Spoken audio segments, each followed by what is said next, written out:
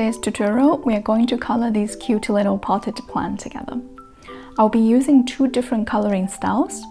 One looks more like color pencils, and another that feels a bit like oil pastels. If you're in the mood to design a custom wallpaper, or just want to enjoy a bit of cozy drawing time, feel free to grab the free sketch and color palette from the description below. Now let's draw together. To start, I'm bringing in the final sketch I created in one of my membership tutorials. I just use a 3-finger swipe to copy it, then paste it into a new canvas. This new canvas is set to A4 size, 300 dpi, and the color profile is sRGB. If you're drawing along with me, all you need to do is import the PNG sketch I provided into an A4 sized canvas in Procreate, and you're ready to go. For the first step, switch to the favorite chalk brush. We are going to do a quick color test based on the reference image, kind of like making our own little color palette. That way, when we start coloring, we won't have to second guess what colors to use. If this part feels a bit tricky, don't worry, I've included my finished color palette in the free download, so you can just use mine directly if you prefer. Next, we are ready to start coloring. First, lower the opacity of the sketch layer and set its blend mode to multiply. Then create a new layer underneath it. This is where we will begin adding color. To keep things organized, I grouped the sketch and the coloring layer together and named this group Color Pencil, since this is the first coloring style we're working on. Inside that group, I started painting on layer 6 using the Color Pencil brush. You can also use Color Pencil 2, they both work well, so feel free to choose the one you prefer. We're simply filling in the shape using the color swatches we picked in the last step. To keep that nice colored pencil texture, try not to use too large a brush size. Smaller strokes really help preserve the detail. I like to keep different elements on separate layers. It gives you more flexibility and avoids accidentally painting over things. I also like to work from back to front. So I started with the flower pot, since it's furthest in the background. Then I created a new layer on top of that and added the stem. Now another new layer for the back leaves. You can see I'm using the 4th color on the first row of the color palette. Just follow the placement from the sketch and fill this color in gently. Then use the 5th color from the color palette. I'm painting the front leaves on another new layer. So keeping things on separate layers like these means the elements higher up will naturally cover the ones behind them, which will save a lot of cleanup later. As you can see, when I'm laying down colors, I usually outline the shape first, then slowly fill it in using the color pencil brush. It's a very relaxing process, just take your time and enjoy it. The only thing to really watch out is the layer order. Anything that's meant to appear in front should be painted on a higher layer. But other than that, it's really just a peaceful coloring session. Now that all the base colors are in place, it's time to add some light and shadow to make the illustration feel more rich and dimensional. First, I merge all the color layers from the previous step. Just use a 2-finger pinch gesture to combine them into one single layer. I like to start by adding a little blush to the flower pot, just to make the whole piece feel cuter and a bit more lively. For this, I'm using the texture pastel brush from the Texture Brushes brush set. Then I switch back to the color pencil brush to add texture to the leaves. You can see that I am deepening the shadows between the overlapping leaves using a darker green. And for some leaves, I also darken the edges slightly. This gives the illusion of the thickness and helps everything feel a bit more 3-dimensional. I also add some shading to the soil inside of the pot, using a deeper tone to show some shape and depth. And I also darken the edges of the flower pot itself to give it more form. And finally, if you'd like to turn this into a finished illustration on its own, you can also add a background color to complete the look. By the way, if you're curious about how I created this sketch from a photo reference, I actually walk through the full process step by step in one of my membership tutorials. It's a 2-hour section where I guide you through 4 different examples, showing exactly how to turn photo references into clean, color-ready line art. If that sounds interesting, check out the link in the video description below. Right now, the membership is still available at an early bird price, so if you've been thinking about joining, now it's a great time to hop in. Let's move on to the second coloring style. This one has more of an oil pastel or crayon-like feel. The overall coloring approach stays the same. We're still working with separate layers and building up the colors from back to front, but the texture of the brush makes a big difference in the final look.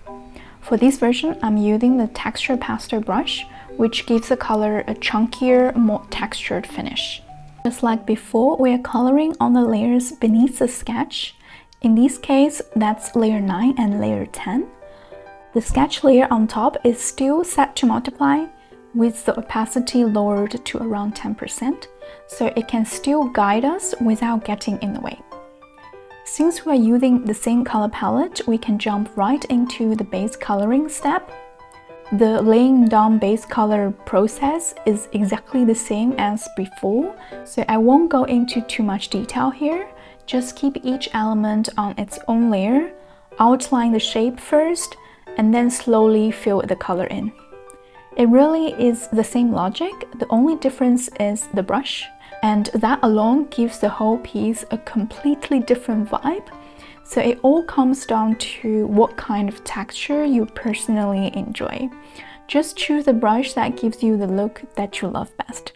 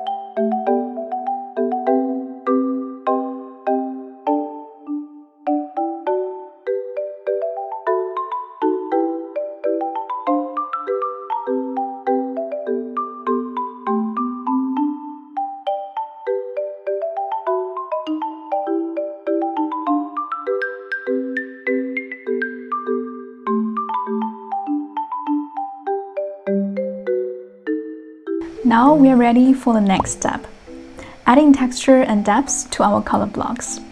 This is something we didn't do in the color pencil style, but it really brings this oil pastel style to life. To prepare for this step, we need to alpha lock each of the individual color layers we created earlier. You can do that by tapping on the layer and selecting alpha lock, or simply swiping right with 2 fingers on the layer to lock its transparency. This allows us to add texture and shading directly onto each shape, without affecting anything outside of the layer. Once everything is alpha locked, I go back to the texture pastel brush and start adding color variation within each shape, darkening some areas and brightening others where the light would naturally hit. This adds more depth and visual interest to each part of the illustration, while still keeping that bold, crayon-like texture. When adding color variation in this step, I was mainly thinking about how the light might be coming from the ground, like warm sunlight bouncing upward. So I added some soft yellow highlights to areas close to the ground, along with brighter greens and even a bit of sky blue to suggest light reflecting from the sky. Most of the colors I used for this step are from the second and third rows of the color palette I shared with you. Now we've come to the final step of this second coloring style, adding in a few small details to finish off this piece, just like what we did in the color pencil version.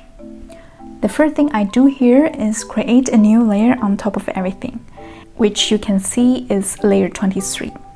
On this layer, I'm still using the same texture pastel brush, but I've reduced the brush size to add some finer strokes and more delicate textures.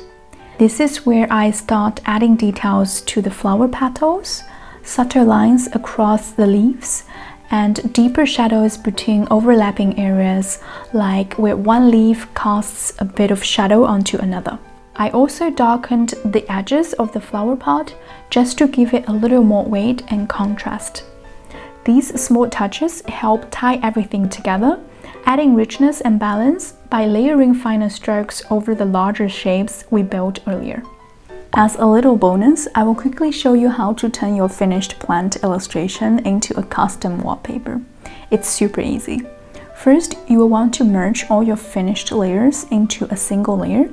In my case, I merged everything down to layer 10. Then just do a 3-finger swipe down and tap copy. Next, create a new canvas sized for wallpapers. The size I used here is 1080 by 2000 pixels, but feel free to adjust based on your device. Once the new canvas is ready, swipe down again and paste the image in. You can then resize it and position it however you like. To finish it off, I added a quick textured background just to tie everything together. And that's it. Now you can export this image to a camera roll and set it as your own custom wallpaper. That's it for today's tutorial. I hope you had fun. If you'd like to dive deeper, check out my membership tutorials below. They include real-time drawing sessions, PSD files, and access to my private Discord community. If you followed along, tag me on Instagram at @AmandaNinja_illustration or use the hashtag #AmandaNinjaTutorials. I'd love to share your work. Thanks again for watching. See you in the next tutorial. Bye!